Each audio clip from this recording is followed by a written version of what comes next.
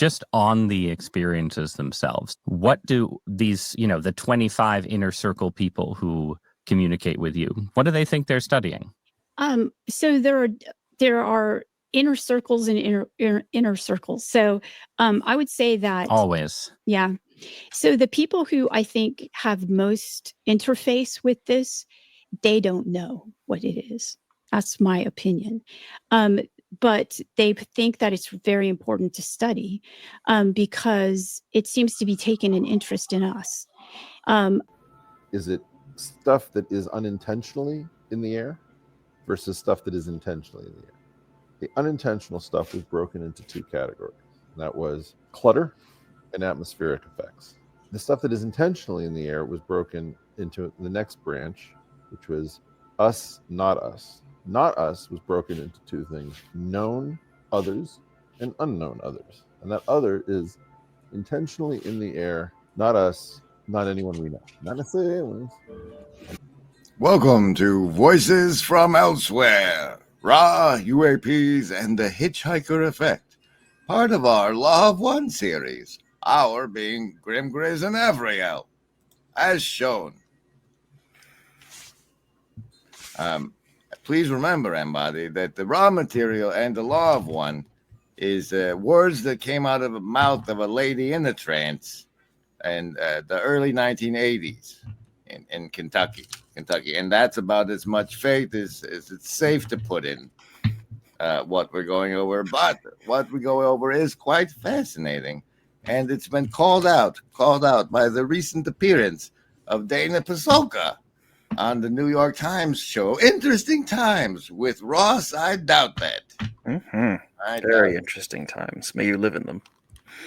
Do you have anything you would like to say before we continue with our new clip?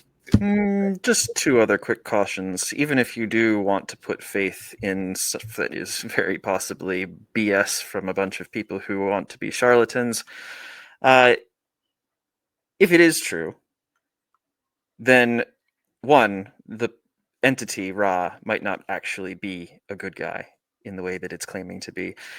And even if it is a good guy, that doesn't mean that there aren't bad guys trying to corrupt the communications. And so everything that's written in that book, in that work, should be treated with the utmost suspicion. And then even if it is a good guy, even if it is correct, it has a history of naivete. And so you should be very, very cautious believing anything that it's saying about the bad guys. But what does this have to do? But what does this have to do with UFOs, you might ask? Well, this Dana Pasulka lady that appeared on this show, she'll get us there from here.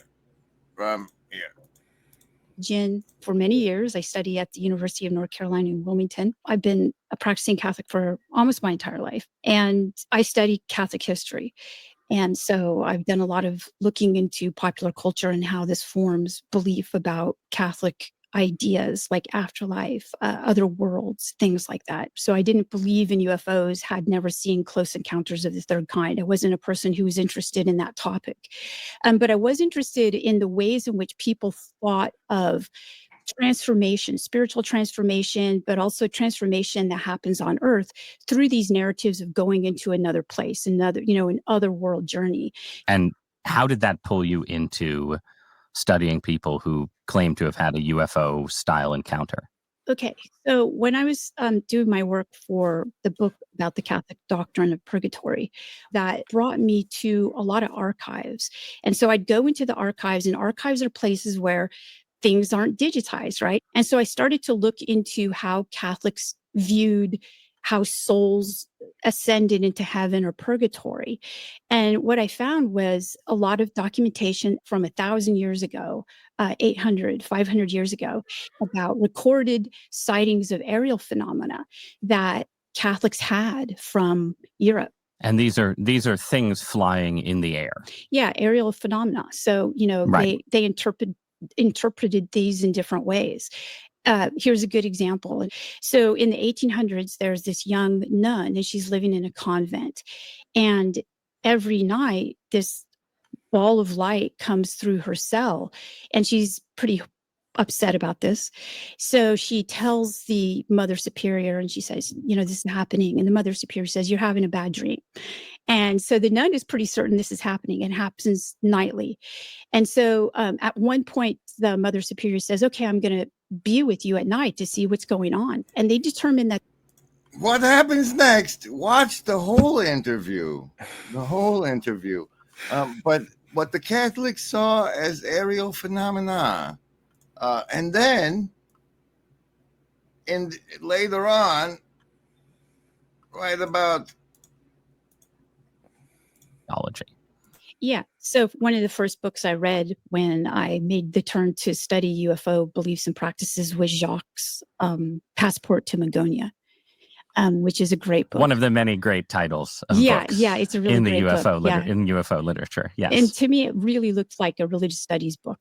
Here is this, by the way, he's a really interesting person who's an information scientist. So he's able to do this work on archival materials, just like I did.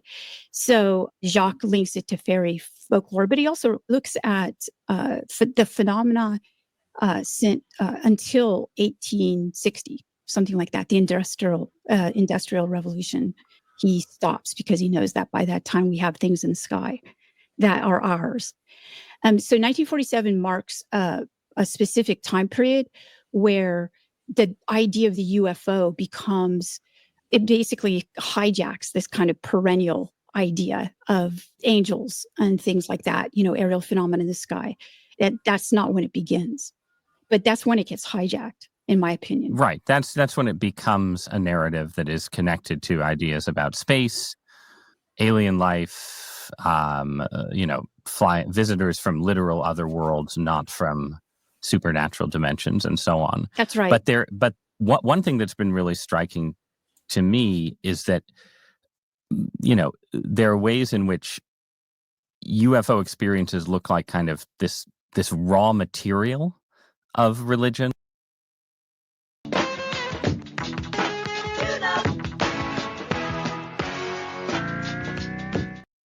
They have a name for it, by the way. It's called the hitchhiker effect.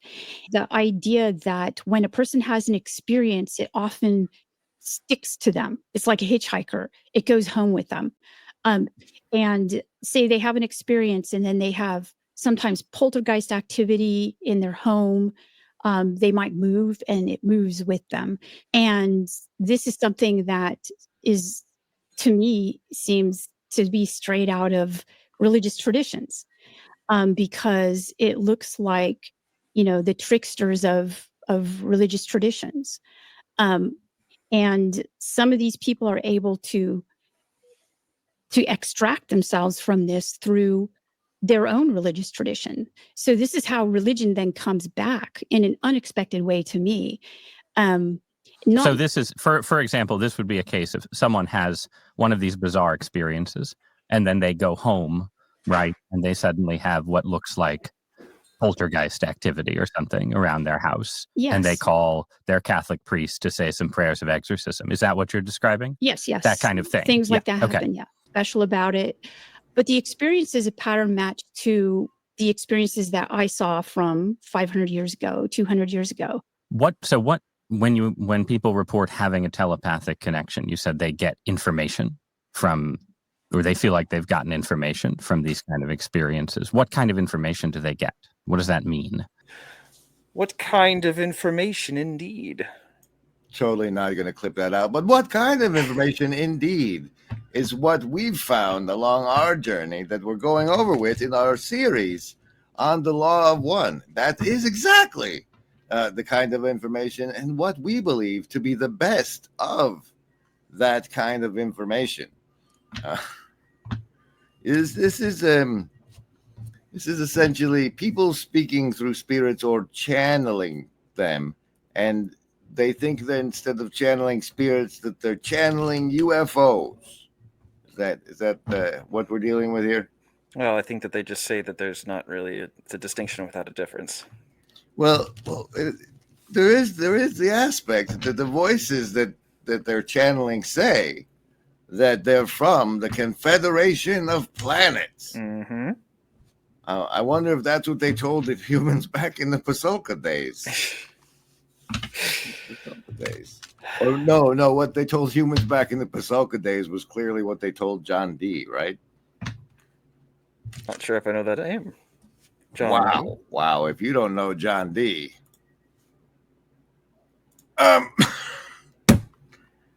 But we have a tab. We have a tab exemplifying what kind of information indeed.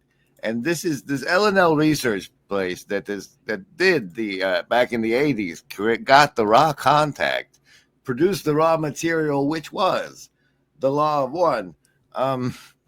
They continued to channel and were channeling before that. And the living scribe of the material continues to publish daily a journal on that bringforth.org/Camelot. And they have examples. He quotes daily on what on what was being channeled. This particular quote was from 1976, but his example, I believe, provides a beautiful example of what is channeled by these people who channel consciously. I believe I saw the Pasulka interview on 724, and so it's important to me that we use the example from that he posted, Scribe posted on that day. You can be the this guy. You can be as H channeled it there, F, and I'll do the Carla one. Alrighty then. I am Hatan. I greet you, my friends, in the love and light of our infinite Creator. We wish to greet those who are new to this experience, and to you we shall direct some information which will assist you in understanding this experience. We refer to ourselves as a confederation of planets in service to the infinite Creator. We are, as you would term it, a vast number of people who have joined together in one mind with one desire, and that is to assist in the evolution, or shall we say, in the growth process of those people of your planet, and many such planets as what you inhabit. It is our desire to assist you by sharing with you those knowledges and understandings which we have achieved through our own experiences. It is not our desire that you take what you receive from us and clutch it as being the truth and all of the truth. We only request that you simply listen and evaluate as you would wish to do so, and once you have evaluated the information, do with it as you please. We are aware that at the present time upon your planet, many changes are occurring, not only upon the physical level with which you are so concerned, but upon those spiritual levels of consciousness and of the understanding of man. People must learn all that they can in the time that they have, for this is their purpose for being here at this time. The purpose for the existence of all things is the unfoldment of consciousness, or to simply state, it is for the experience of love. My friends, as you are all aware, throughout your life, love is a continually growing and learning process. If you allow yourself to become stagnant in that which you have discovered, you shall find yourself becoming, shall we say, eventually ill at ease with your position. So, allow yourself to be continually seeking greater and greater portions of the immeasurable love which is available to you. Seek this through all of your actions, through all of your thoughts.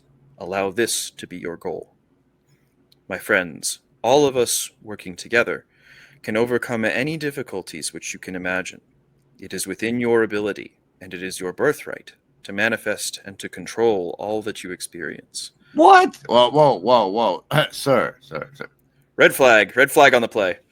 My friends, all of us, working together, we can overcome any difficulties which you can imagine. It is within your ability and is your birthright to manifest and control all that you experience. It is stated within your holy book that human beings were made unto the image and likeness of the Creator. And if you accept this as truth, and indeed it is, this means that you too, my friends, are that Creator. A likeness is a repetition or a duplication. You are that. You are the extension of the Creator, individually expressed, yet universally united. From that source you have been projected, and yet there is a cord, if you wish to call it that, that shall extend forever, that shall never be broken, and through that cord flows the knowledge and the being of your Creator. It comes directly to you and is lodged within you, and you, my friends, may tap the knowledge of the universe. You, my friends, may tap the knowledge of the universe and of the Creator by going within yourself and meeting the divinity within you.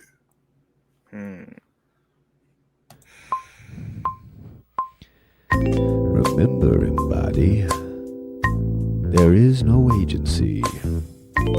We want what's best for you.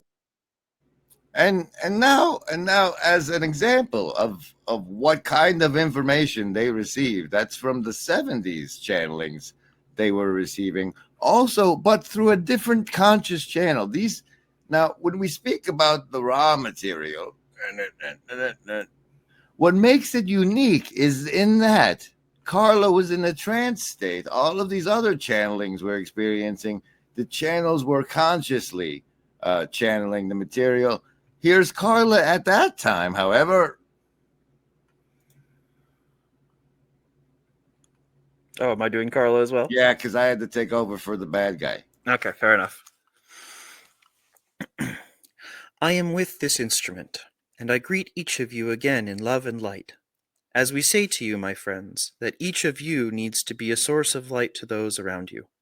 You must understand that we are encouraging you, not as your physical selves, to draw upon your resources within this illusion.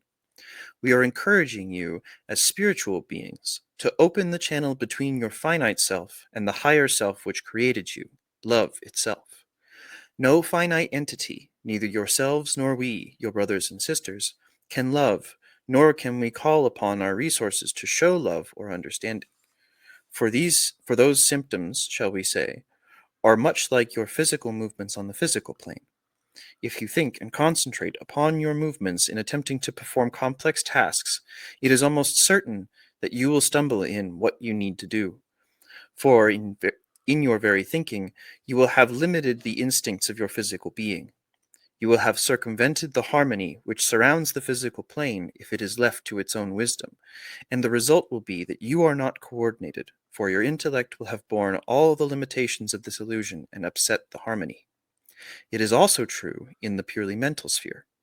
If you attempt too hard to organize and concentrate and analyze your thoughts, they will disintegrate into splinters which have very little meaning and which cannot be put back together into an integrated and harmonious whole. It is very difficult sometimes to make decisions because you are thinking too hard.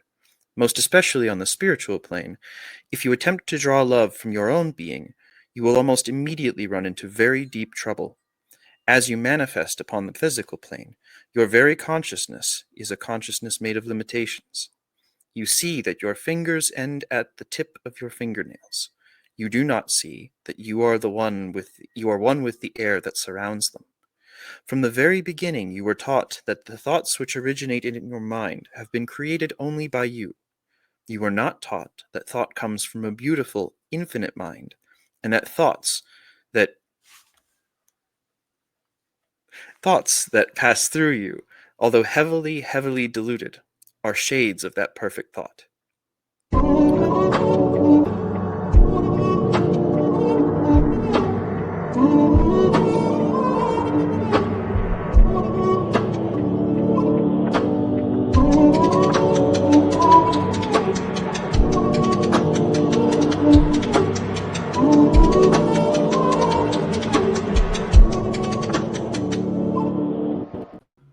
So there we have for you, our friends and hive mind, some examples of the kind of information. But let's see what that lady told Douthat. Douthat. A lot of the people would report the information as something that had to do with the future. So they would have ideas of basically like an apocalypse, a bad scenario for the future. So the people who I talked to at this conference were pretty convinced that we were, going to face some type of a cataclysm.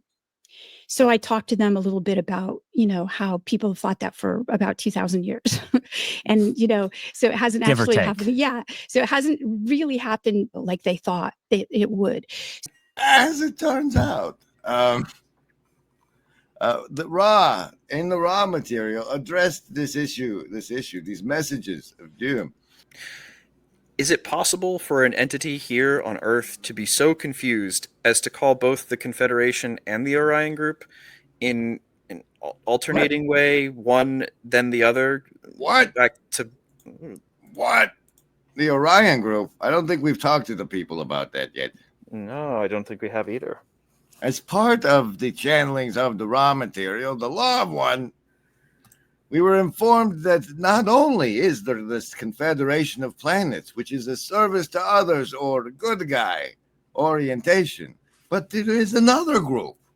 There is another group of contactees and contactors known as the Orion Group. Mm-hmm. What do we know about those guys, F?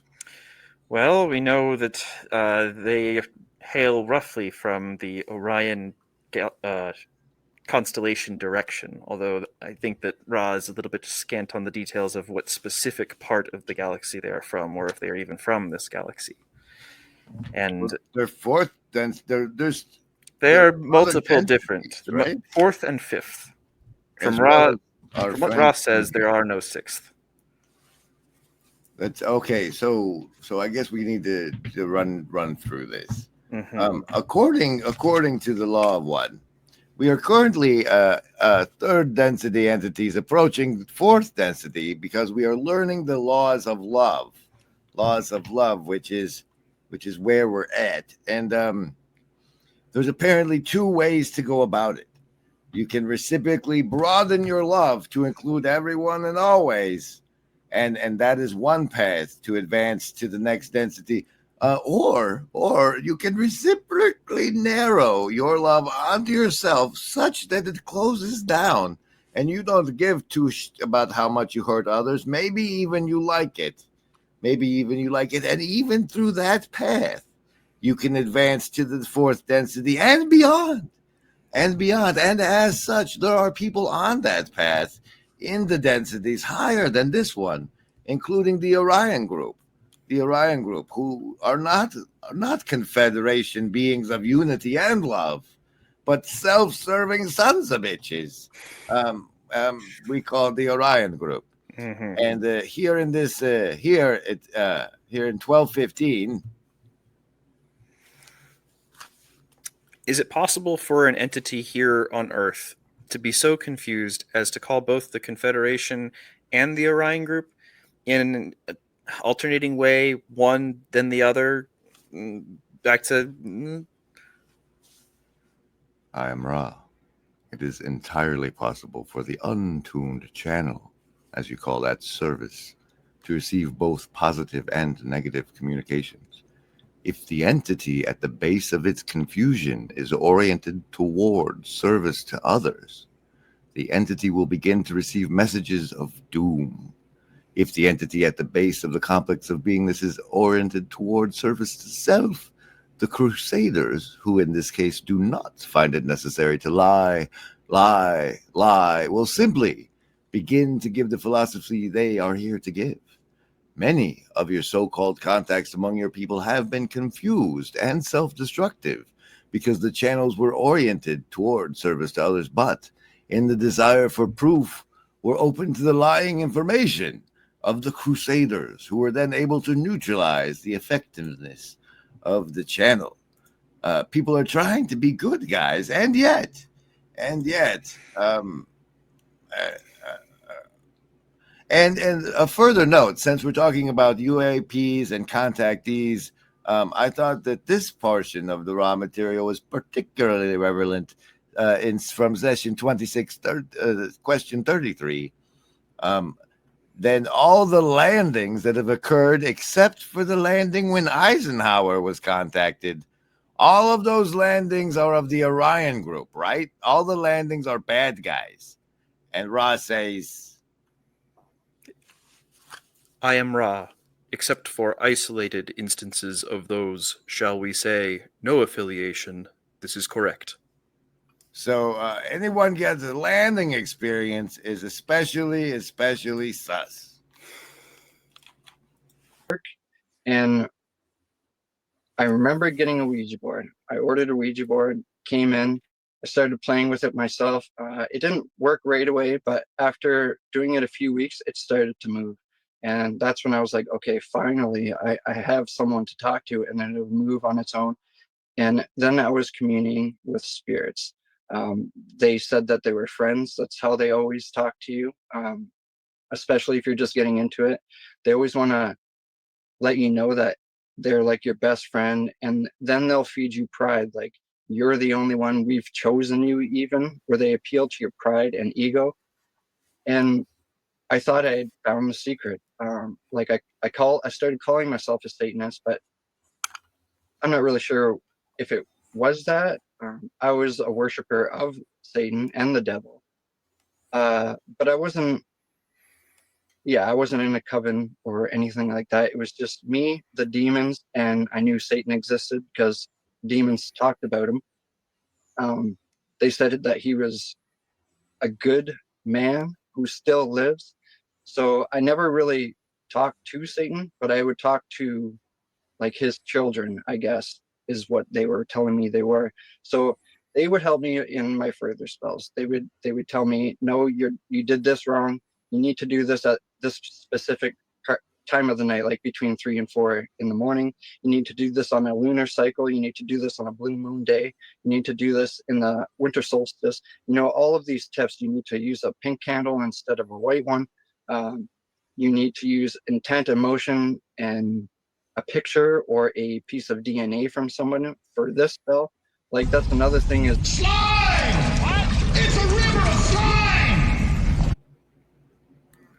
So we have somebody who at least claims to be an ex-Satanist saying about how he was engaging with those spirits and how they were progressively reinforcing his ideas about how things worked and then giving him further instructions, which aligns with some other things that I've read, which is concerning. But we think that there's not only demons doing this, and that perhaps there is a confederation of planets of good guys sending these sorts of communications. I would hope so, but the thing is that they are most likely much quieter, and that they are not going to be ones who force themselves into your life. And that if you were to hear what they had to say, it would be in those small, quiet moments that you were listening for something good. Well, back to our UAP phenomena. It could be true. But then you have to take this into context. We had this program, a government program called Project Blue Book, and it was, run by Alan Hynek. And this is in the 1950s. Yeah, all the way up through the 1960s. And so, with this program, there was a disinformation campaign by the government to identify people who were believers and spreading belief and basically stigmatizing them, right? And so this is something that we still have inherited. We've inherited the Project Blue Book. And then we have the Wall Street Journal article coming out. No, it's just the opposite. The government wanted you to believe in that. I mean, I'm sorry, it's just a very confusing scenario. And I choose not to pay attention to that. There's disinformation about this. I think that's the first thing people need to know, is that you're not going to get the straight story, like I said earlier, from the government. The government is telling us two different contradictory things. The story lies elsewhere, or the answer lies elsewhere. If it is the case that you, as a serious academic, are being made use of by people in the government who want to cover up crazy drone technology, that would be pretty interesting too. I think all the answers here are interesting. I just would like to know what they are. Yeah, so I don't think we can have those answers. So, I'm here to study this. I've studied it, and I think that the transparency that people want from the government is not forthcoming. I'm sorry that you want that answer. I just don't think it's coming. But I don't want transparency from the government writ large.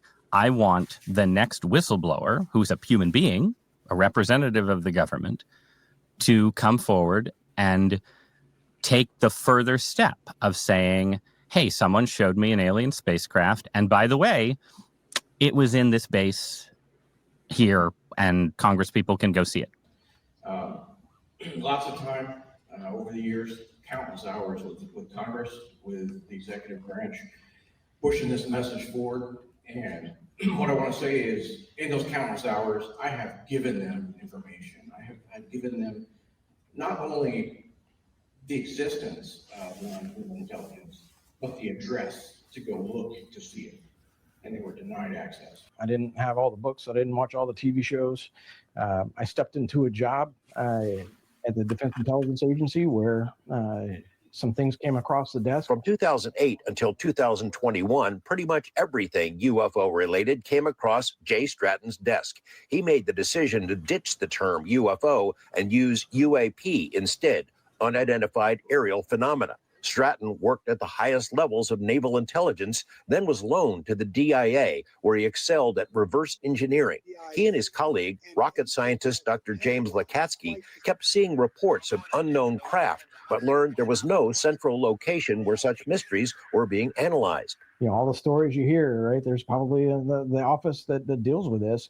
And as we tried to find that office, we found nothing. So they created one. Stratton's colleague, Dr. Lakatsky, had been reading about a UFO hotspot nicknamed Skinwalker Ranch. After a visit to the Utah property, Lakatsky pitched the creation of a formal investigation. Harry Reid agreed to fund it. Robert Bigelow landed the contract. Stratton consulted with the OSAP program and then with its successor, ATIP. It's a variety of things. It's more than one thing? It appears to be. Okay. Give me two examples of what that thing is. It's variety, just two different things. What is it? It appears to be a perennial thing. So there appears to be something that interfaces with humans and has been identified in the various traditional religions. And identified as what? Well, I'm not going to name it because in some traditional religions, it's named in different ways. So it could be bodhisattvas, angels, demons, things like that. Okay, so it's no, that's good. So it is intermediate intelligences between God and human beings, some of whom have our best interests at heart and some of whom don't. And those different religious traditions have protocols for dealing with these. So, right. Okay. So there's that. But that was a yes. You agree. That's part of what you think it is. I think some of the phenomena is that, not all of it. Then there appears to be some type of technology that is either, in my opinion, this is the truth serum, in my opinion, either is ours, or if it's not ours, it's amazing. Okay. And that would, but you think it could be ours, and yes, it could be. In that theory, just you would have a kind of loop of, on the one hand, authentic experiences that map onto the great religious traditions, and at the same time, some kind of government cover-up or secrecy around remarkable technologies that we aren't aware of. Are those two things linked, or is it just a marriage of convenience then, that the government is happy that people have these kind of supernatural experiences because it makes it easier to cover up the amazing technology? Yeah, that's the question I ask myself. I don't know if they're linked. Okay. All right. So then And then let us look, therefore, at if there are good guys providing this channel material from the Confederation of Planets. We had ChatGPT sketch out some possibilities for us. I said to it, draw some conclusions that would be accurate if all the raw stuff turns out to be the actual cosmology of the world in which we exist. All right. It says, if it's all true. You are the creator, experiencing itself through distortion. Your life is a densely designed curriculum. There is no final death, only transition between densities. Your central choice is service to others versus service to self. The universe is alive, conscious, and interconnected.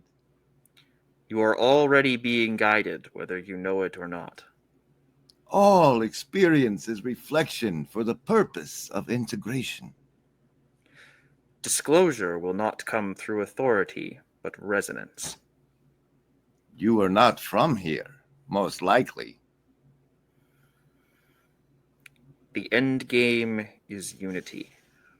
But ChatGPT, what if it's all bullshit? What if it's not true and it's some kind of trap?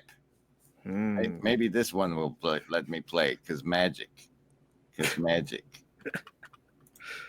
All right.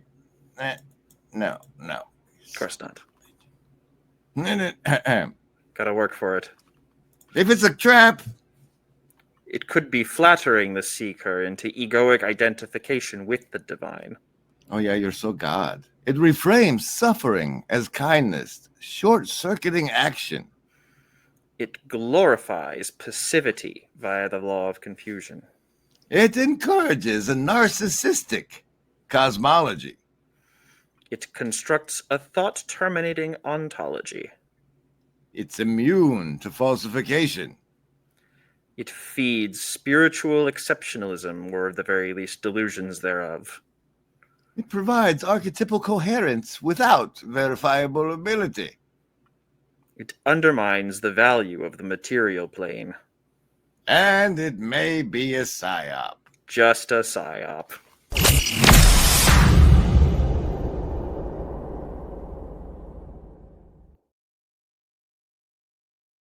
Nonetheless, it is very profound and interesting, and we will continue our exploration in the next episode of Law of One with Grim Grizz and Afriel.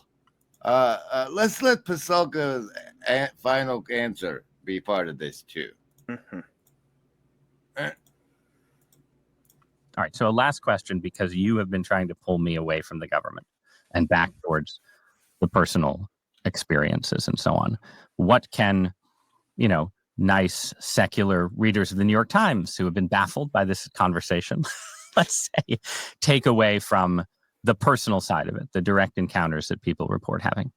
Okay. So I think what's really important is that most of us grew up with and were educated within this worldview. And I call it the Thomas Jefferson worldview. And Thomas Jefferson didn't believe that Jesus was divine. He believed that Jesus was a really good person. And he even went so far as to rewrite the New Testament. And he took out all the references to miracles and all the things that, all the references to angels and demons and exorcisms and healings and things like that. And there was the Jeffersonian Bible. Okay.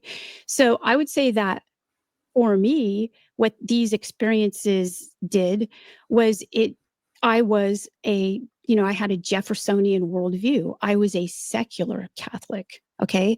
What these experiences did was they jolted me out of that worldview and into the Shakespearean worldview, where, there are things that we don't understand. And why don't we, understand that we don't understand them, instead of just doing like the Wall Street Journal did and just say, no, nothing to see here.